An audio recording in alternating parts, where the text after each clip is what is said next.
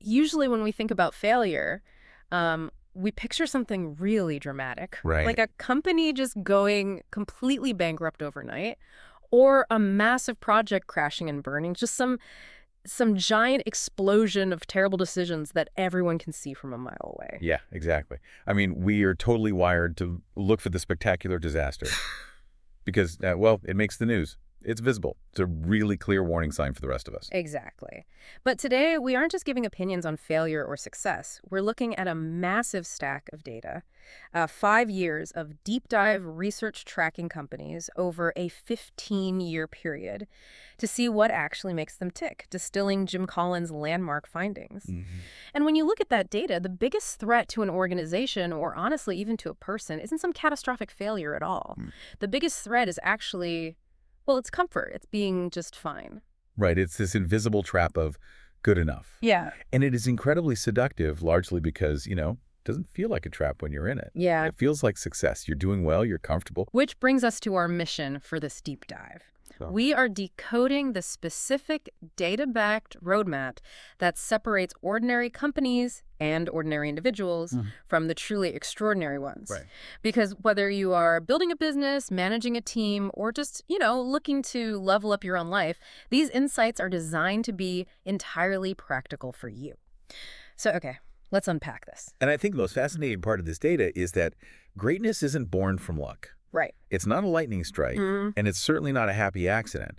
It is born from highly specific, repeatable patterns of discipline and focus. Right, and that starts with a concept that is honestly a bit of a tough pill to swallow, which is good is the enemy of great. Yes. Like settling for good is the exact thing that prevents greatness. Think about it like a student who is naturally pretty smart, right? They can put in minimal effort and easily get a B grade on every test. So they just decide, hey, a B is good enough. Yeah. They get comfortable. Yeah, they coast. Exactly. And because they are so comfortable with that B, they never actually push themselves to see if they could get an A. They never uncover their true potential because the B is just a perfectly cozy place to hide. And if we connect this to the bigger picture, you see this exact same B student behavior in massive multi-billion-dollar corporations. Oh, for sure. Just look at the data on the classic showdown between Blockbuster and Netflix. Oh, man, the ultimate cautionary tale. Exactly. But let's look at why it actually happened. Because at one point, Blockbuster was the absolute undisputed king of movie rentals. Yeah, they were everywhere. Right. They had thousands of stores. They were literally printing money. But they got comfortable with what was good for them. I mean, they had a model that relied incredibly heavily on late fees. Oh, I remember those. Brutal. Yeah. They were basically punishing their customers. But it made them a total fortune, so they stuck with it. Yeah. Netflix, on the other hand, started small but wasn't satisfied. Right, they kept pushing. Exactly. They adapted to DVD delivery, then to streaming. Yeah. They pushed for greatness. Blockbuster stayed comfortable with their good late fee model. And today, well, Netflix is thriving while Blockbuster is basically a relic. Just a nostalgic t-shirt at this point. Yeah.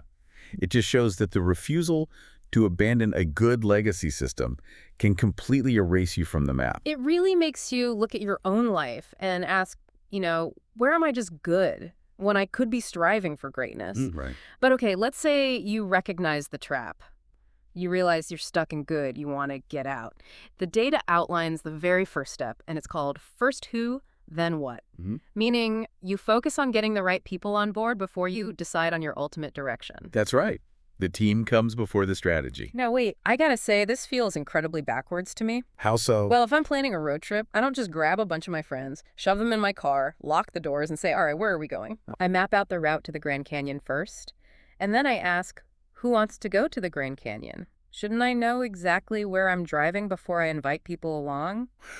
Well, it does feel counterintuitive, especially in traditional business planning, where the vision is supposed to come first.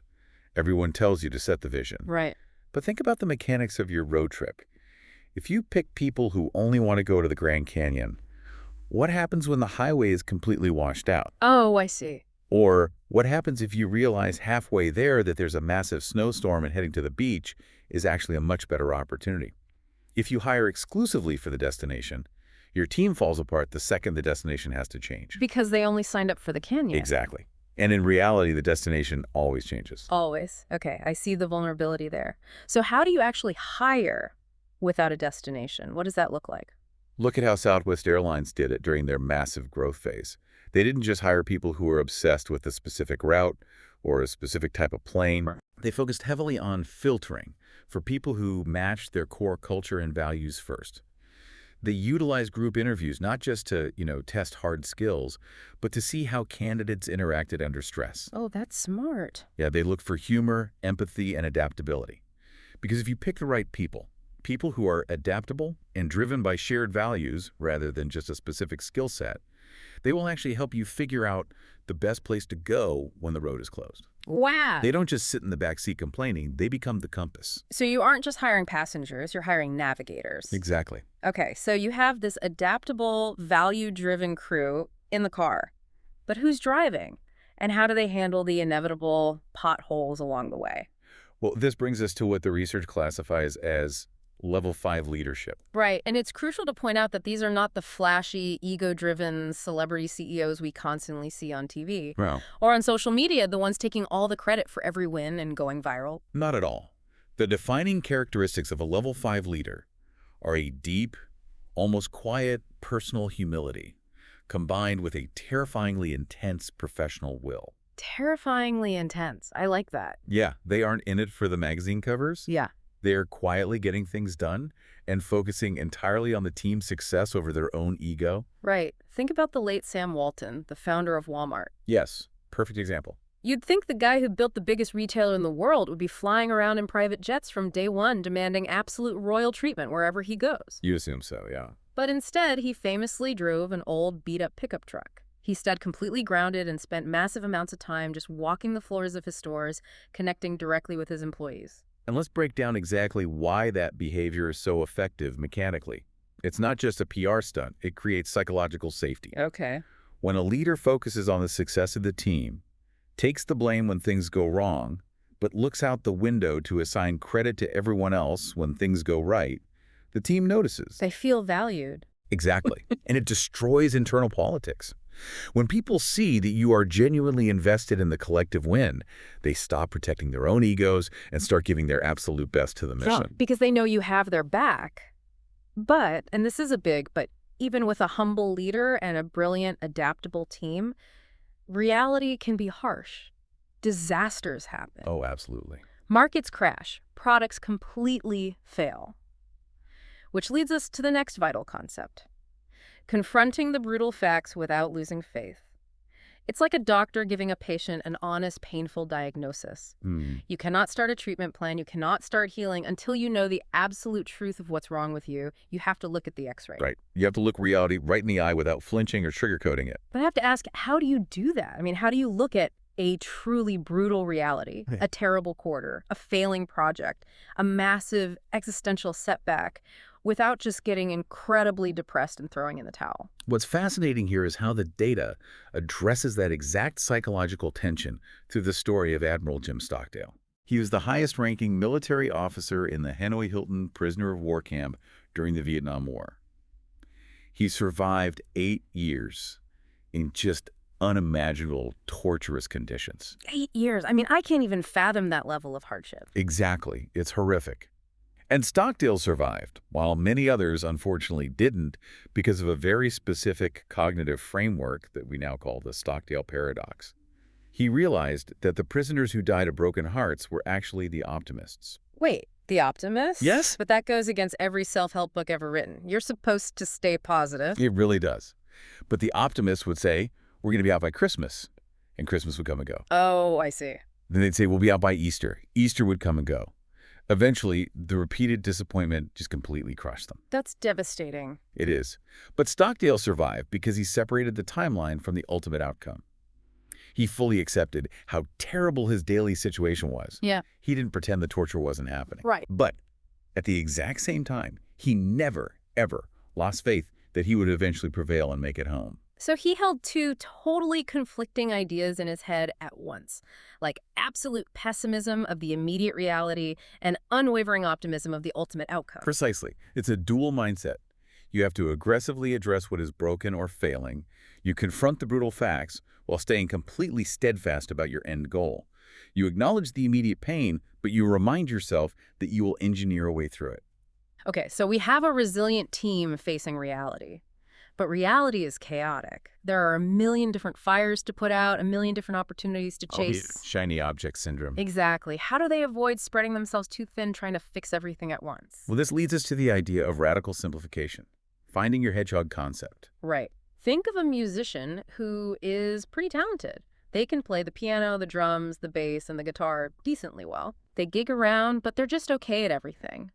But then they decide to drop the piano, drop the drums, drop the bass, and focus absolutely entirely on mastering just the guitar. Right. By focusing all their energy on that one single instrument, they go from being a decent generalist to a world-class virtuoso.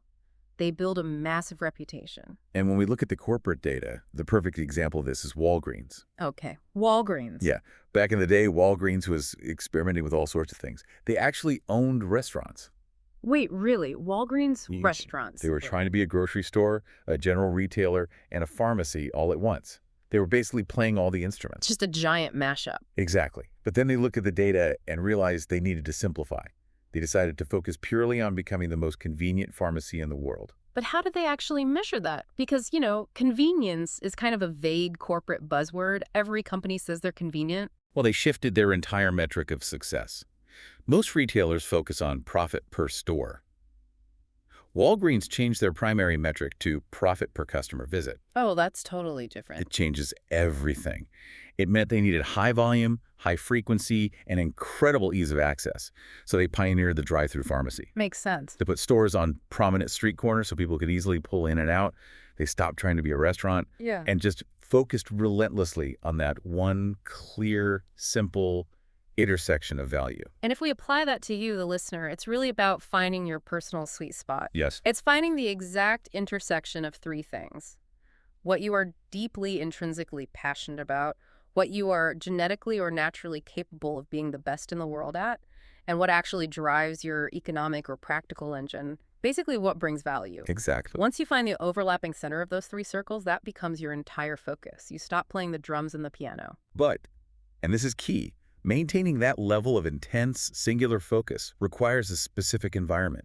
You need what the data calls a culture of discipline. Which means no micromanaging, right? Yeah. Because micromanaging seems like the opposite of a high-functioning team. Exactly. Micromanaging is what happens when you have the wrong people or unclear goals. Right. If you have the right people, remember first who, then what, and you have a crystal clear hedgehog concept, you don't need to hover over everyone's shoulder. They just get it done. Right. Look at companies like Amazon. They operate with incredible discipline, often utilizing concepts like the two-pizza rule, where teams are small enough to be fed by two pizzas. I love that rule. It's great. It creates a culture of immense clarity. Everyone knows exactly what their boundaries are, what their responsibilities are, and they are trusted to execute within that framework. It's freedom within boundaries. Okay, speaking of execution and efficiency, technology is everywhere right now. I mean, AI, automation, a new productivity software launching every 3 seconds. Oh, yeah. It's overwhelming. And here's where it gets really interesting, because the data on technology accelerators kind of goes against the grain of our tech-obsessed culture. It's like being a chef. Technology is just a high-quality, state-of-the-art oven. The oven does not make the food taste great. The chef's skill, the recipe, the quality of the ingredients, that's what makes the food great. The fancy oven just cooks it faster and more evenly. That is a brilliant way to look at it. Technology is a support system. It is not the foundation of greatness. It is an accelerator of momentum, not the creator of it. So buying the most expensive enterprise software or adopting the latest AI tool isn't going to somehow magically save my disorganized, unfocused business. Not at all. In fact, if you have a flawed system, technology will just help you execute those flaws at lightning speed. Oh, yikes. Yeah, it'll help you make mistakes faster. The research points back to Walgreens. They didn't lead with technology. During the dot-com boom, when everyone was panicking and throwing money at the websites, Walgreens paused. They didn't just jump in. No. They only utilized new computer systems and internet infrastructure to improve efficiency after they had their core strategy locked in. The convenience strategy. Exactly. They knew their strategy was convenience, so they used tech specifically to link their satellite systems so a customer could refill a prescription at any store nationwide. They used technology to improve what they were already doing perfectly. Wow, that is discipline. So let's take a breath and look at where we are. We've avoided the trap of good enough. Yep. We've got the adaptable crew. We have a humble, driven leader. We're facing the brutal facts without losing hope. We have a singular focus, a culture of discipline, and we're using tools the right way. It's a solid foundation. It is. So why does it still feel like it takes forever to see any real results? Because greatness is a long game. And this is where we have to talk about the flywheel.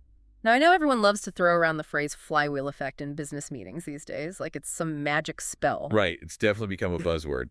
But it's basically about building slow, steady momentum. You start pushing a massive, heavy metal wheel. At first, you push with all your might, and it barely moves an inch. Yeah. You keep pushing. It takes a monumental effort just to get it to complete one single rotation.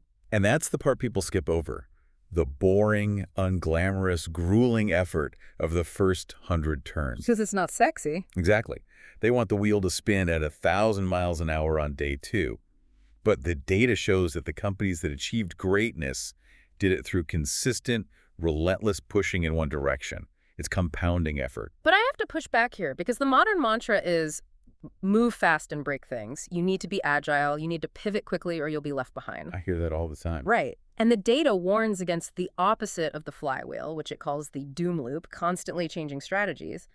I hear that, but practically speaking, how do you know if you're abandoning your core focus too early or if you're just stubbornly pushing a snowball that's never going to roll? It's tricky. Where is the line between having grit and just being delusional? Doesn't the doom loop just sound like modern, agile advice? Well, that is the million-dollar question, and it's a vital distinction. There is a massive difference between changing your tactics and changing your core identity. Okay, explain that. Being agile means you are adjusting how you execute your hedgehog concept based on new data. That's totally fine. The doom loop is when you completely abandon your hedgehog concept because pushing the wheel got hard, and you go looking for a completely new, lighter wheel. I see. You launch a new initiative, it doesn't yield immediate results, so you panic, scrap it, and pivot to a completely new industry. You never get the compounding effect of momentum because you keep resetting to zero. Greatness comes from committing to a core vision and taking consistent steps every single day, even when progress feels agonizingly slow. I love that distinction, changing the tactics versus changing the core. So if the listener wants to start pushing their own flywheel today, what are the practical, everyday action items? How do we actually do this? The research highlights a few key behaviors. First, establish rigid daily routines. Develop simple, repeatable habits that keep your focus locked in, like, time blocking your most important strategic work before checking a single email. Protect the time you spend on your hedgehog concept. Consistency over intensity. Got it. What else? Second, and this is perhaps the most powerful tool, make a stop doing list. A stop doing list. That sounds incredibly liberating. It really is. We always make to-do lists, constantly adding to our plate. But greatness is often an act of subtraction. You need to look brutally at your calendar and actively decide which activities, meetings, or obligations do not serve your core focus and mercilessly eliminate them. Less distraction means more energy for the flywheel. I am literally going to make one of those as soon as we finish recording. Highly recommend it. And third, make sure you celebrate the progress, not just the comfort. Reward yourself and your team for facing the brutal facts, for maintaining discipline, and for making those tiny incremental improvements that eventually lead to breakthrough momentum. So, what does this all mean? When we zoom out and look at all this exhaustive data, the overriding message is clear and honestly, pretty empowering. Yeah. Greatness is not reserved for the lucky. It is a result of disciplined, focused effort over a long period of time. It's about who you let in the car with you, how honestly you view the potholes in the road, and your absolute refusal to change your destination every time a shiny new trend pops up on the horizon. Exactly. And I want to leave you with a final thought to ponder, building on this idea of the stop doing list and the very real danger of good enough. Okay. We've talked extensively about tasks and strategies holding you back, but consider this. What if the good thing that is preventing your greatness isn't a task at all? What if it's an environment or even a relationship? Oh, wow, that changes the lens completely. Think about the people in your car right now. Are you surrounded by colleagues or peers who are actively pushing you toward greatness? Or are you sitting next to people who are perfectly comfortable settling for a B? That's a tough question to ask yourself. It is. But sometimes, the most important thing you need to put on your stop doing list is spending your time in comfortable rooms, where mediocrity is the accepted standard. Because your environment dictates your standards. And if you want to be great, you simply can't afford to be anchored by the comfortably good. What an amazing place to leave it. Thank you so much for joining us on this deep dive. Keep asking the hard questions, keep pushing that flywheel, and most importantly, keep striving for your own greatness. We'll catch you next time.